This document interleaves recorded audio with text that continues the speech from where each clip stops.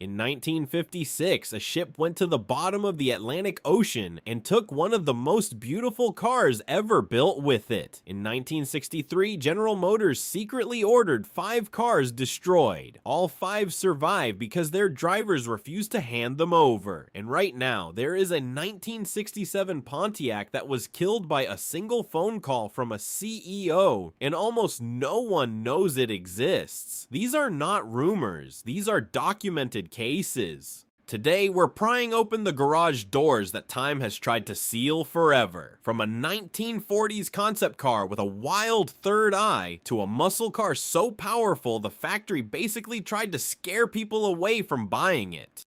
Before we get started, if you love discovering the stories behind the world's most incredible machines, do us a favor and subscribe to the channel. You won't want to miss what we've got lined up.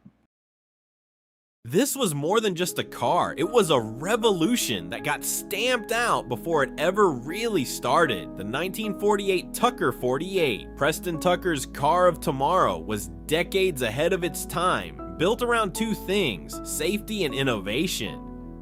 While everyone else was churning out cookie-cutter post-war designs, the Tucker 48 looked like it landed from the future. It had a padded dash, a pop-out safety windshield, and a super strong frame for crash protection. These are things we take for granted today, but they were revolutionary back then. Of course, its most famous feature was that centered third headlight, the Cyclops Eye, that turned with the steering wheel to light up the road around corners. Under the rear deck lid sat a modified helicopter engine, a flat-6 powerhouse picked for its reliability. But Tucker's dream didn't last. Hit with production nightmares and a nasty high-profile SEC investigation, the company just collapsed. Only 51 Tucker 48s were ever made. Seeing one today isn't just seeing a rare car. It's like looking at the ghost of what could have been.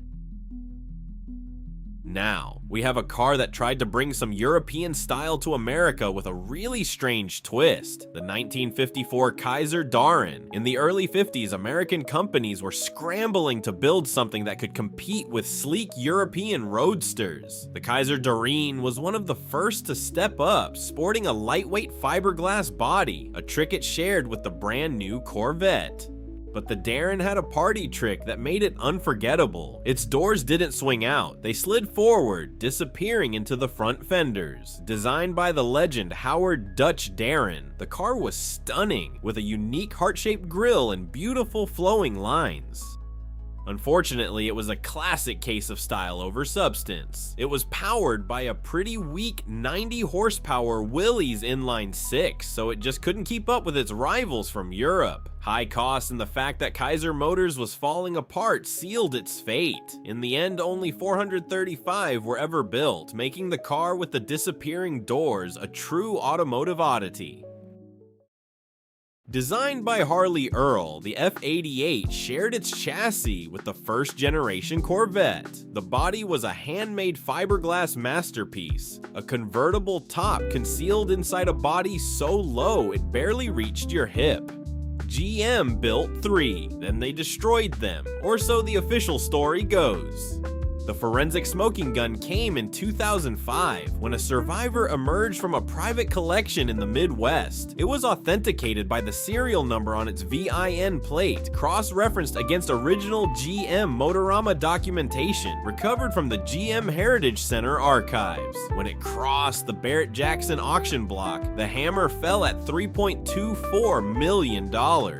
The paint was original. The fiberglass still carried the factory surface imperfections from the hand-laid molds. It was proof that at least one F88 had survived 4 decades of corporate silence. The others have never been found.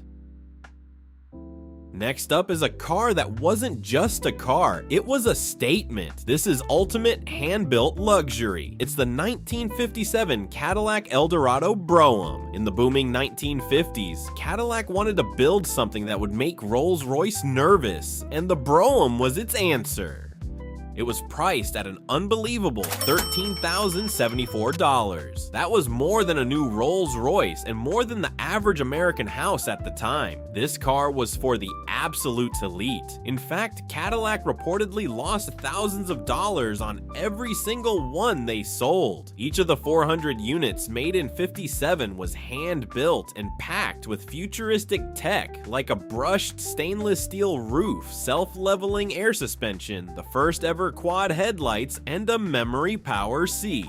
The inside was just as crazy, with options for mouton fur carpeting. It even came with a set of magnetic drinking glasses and a perfume atomizer filled with expensive Lanvin perfume. The rear-hinged suicide doors only added to its drama. The Eldorado Brougham was never about making money. It was about proving that an American car could be the most luxurious in the world. In 1970, American Motors Corporation did something that no one, not the press, not their competitors, not even most AMC employees, was expecting. They hired Giotto Bizzarini. If that name means nothing to you, understand this. Bizzarini designed the engine that powered the Ferrari 250 GTO. AMC flew him to a coach builder in Bologna, Italy, and commissioned a mid-engine supercar to compete directly with Ferrari and Lamborghini. They called it the AMX/3. 5 were built. The project was canceled after AMC's board reviewed the construction costs. The cars were shipped back to the United States and quietly distributed to executives. 4 survived. 1 was found in pieces in a warehouse in 2019. To understand what makes this car forensically important, you have to understand that it predated almost every American mid-engine design by a decade. The engine is a 390 cubic inch AMC V8 installed behind the driver. This was not a show car. This was a running, driving prototype that AMC simply chose to abandon.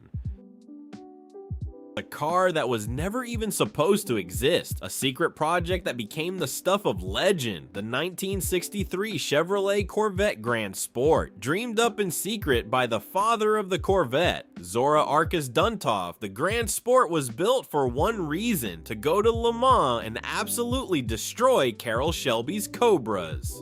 Duntov's plan was to build 125 of these ultra-light, high-powered Corvettes to qualify them for international GT racing. They were a world away from the street car, with paper-thin fiberglass bodies, custom tube frames, and a fire-breathing, all-aluminum V8. The goal was a car that weighed only 1,800 pounds. But when GM executives found out about the secret program, they shut it down immediately, reminding everyone of the company's ban on factory racing. It was too late. Duntov had already built 5. Those 5 lightweights were snuck out the back door and given to private race teams, who immediately took them to events like Nassau Speed Week and embarrassed the competition. Those 5 cars are now some of the most valuable Corvettes on the planet, symbols of forbidden speed.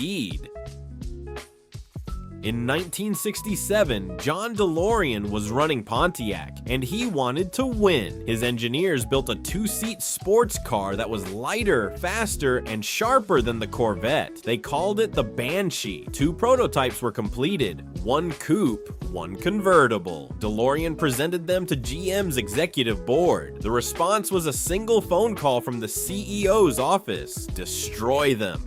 GM's management saw exactly what the Banshee was, a car that would make the Corvette irrelevant overnight, but both prototypes survived. Today they are confirmed in the GM Heritage Collection, never publicly displayed, rarely photographed, and officially classified as non-operational.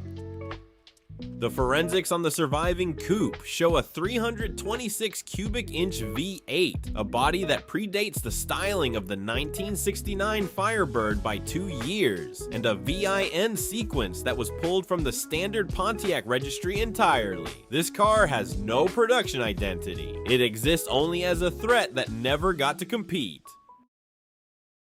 This next car was a public secret, a machine so ridiculously powerful that Chevrolet actively tried to talk people out of buying it. This is the 1967 Chevrolet Corvette L88. If you looked at the order sheet, the L88 was just an engine option, officially rated at 430 horsepower, but that was a flat-out lie. The real number was somewhere between 540 and 580 horsepower, a number that would have made insurance companies faint. Chevrolet deliberately underrated it and tried to make it as miserable as possible for street driving. If you ordered the L88, you were forced to give up your radio, heater, and air conditioning. It required 103 octane race fuel, and a massive warning sticker on the console reminded you of that fact. This wasn't a car for a Sunday cruise. It was a full-blown race car you could buy from a showroom. It came with the heavy-duty M22 Rock Crusher transmission and seriously upgraded suspension and brakes. In 1967, only 20 people called Chevy's bluff and ordered one. These 20 cars represent the absolute peak of raw, untamed factory-built American horsepower. This vehicle came completely out of left field and absolutely shocked the car world. It wasn't a sleek sports car or a big block muscle car. It was a pickup truck. This is the 1991 GMC Syclone.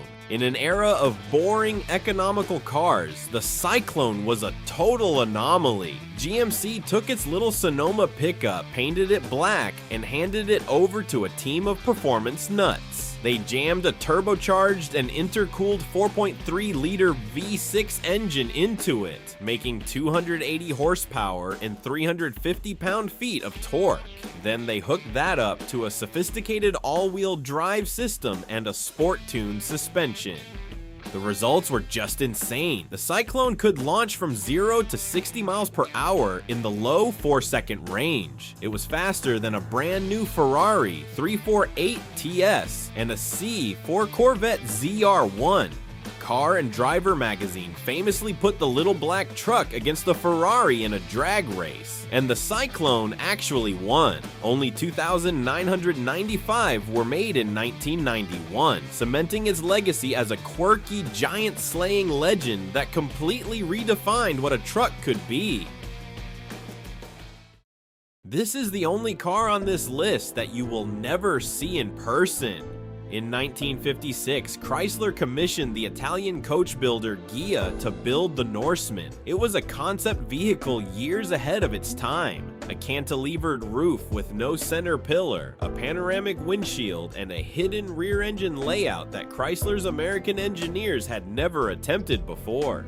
Ghia completed the car in their Turin workshop. It was crated, loaded onto a ship bound for New York, and placed in the hold. The ship was the Andrea Doria. On July 25th, 1956, the Andrea Doria collided with the MS Stockholm 45 miles off the coast of Nantucket and sank to a depth of 240 feet. The Norseman went with it. It has never been recovered. Dive expeditions have documented the wreck, but the Norseman remains inside the hull, corroding in the dark 240 feet below the surface. The only forensic record is a set of Ghia construction photographs and a single surviving scale model in the Chrysler archives. It is the only American car in history whose confirmed location is the bottom of the Atlantic Ocean. These cars are so much more than just metal, rubber, and glass. They are the work of dreamers, rule breakers, and happy accidents. They are the ghosts in the machine, reminders of a time when ambition sometimes got ahead of reality and created absolute legends in the process. So which of these ultra-rare classics would you put in your dream garage? Did we miss one of your favorite automotive ghosts? Let us know down in the comments. We really do read every single one. And if you enjoyed this trip into the forgotten corners of car history, please hit that like button and subscribe for more deep dives into the machines that made America roar. Thanks for watching, and we'll see you on the next one.